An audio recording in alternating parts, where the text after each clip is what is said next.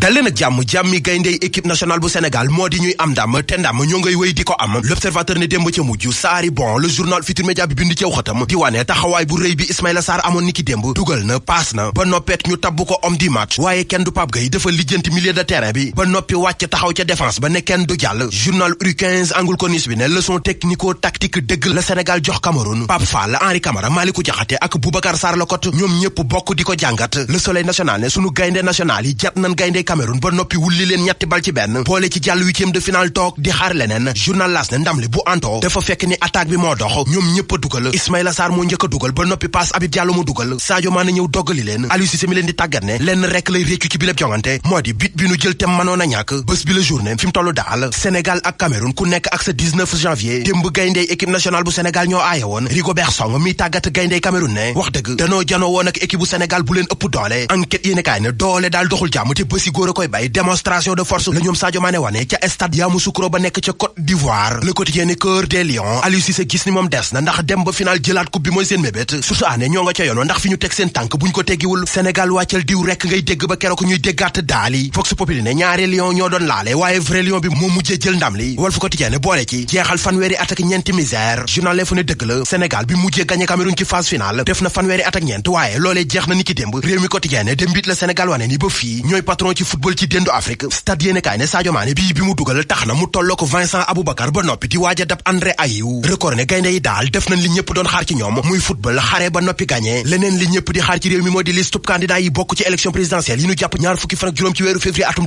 2024. Sud Quotidien ne tey jii ci samedi bi la ko conseil constitutionnel war a fésal tax ñëpp di may nopp Mamadou Badio Camara akub équipe am. L'Observateur ne tey kay bésub dëgg la ci réew mi ci candidat yi bëgg a bokk ci élection yi ñu jëm. Professeur Babacar Gueye ci L'Observateur ne processus électoral bi moom fa laa budda waxtaane ko mënta ñàkk. waa F24 ci Vox Populi ne ak lu mënte am daal élection yi moom nan ko amal ci app bi nu ko jàpp te itam juróom-ñaari sage ya nekk ci conseil constitutionnel xam ni réew mi ak àdduna ñoo bokk di leen may bët. Enquête ne lu ci mën di am daal fukk ak juróom-ñetti candidat ñoom seen xel dal na. Tribune ne tey bés bu rëy la ci réew mi gaz bi feeñ ca frontière yi Sénégal ak Mauritanie lu aju ci production bi dàqaat nañ ko ba jëmi jamono. Libération yéenekaay mi ko wax ne bii mooy ñeenti yoon ñu koy randal. lii Quotidien ne Samba Mangane fësal na livre buy wax ci gouvernement bu Sénégal ca atum 1957 ba ci 2023 mu dellusiwaat bu baax itam ci doxalinu administration sénégalaise. Sénégal am na centre dialyse bu bees di centre boo xam ni ñi amee jàngoroy roñon la yitteel. yéenekaay bi ne maire bu Dakar di Barthélémy Dias moo ko tabax ba noppi duppee ko centre Khalifa Babacar Sall ca Liberté 6 la nekk. kër Serigne Mbaye Thiam nga nekk ca Liberté 6 extension. L'Observateur nee na juróom-benn nit yu ngànnaa yu ñoo fa duggoon fitnaal vigile ba noppi sàcc fay téléphone. Enquête yéenekaay ne ñoom ñanu njortuñu ñoo def lu ni mel dikk di division des investigations criminelles teg na leen loxob defkatu ñaawteef yi génnul sax ca kan bay xew ca Côte d'Ivoire. Les Échos ne site bu kaaf lan piraté billet ya doon jar 10 000 francs ñu koy jëndee 10 francs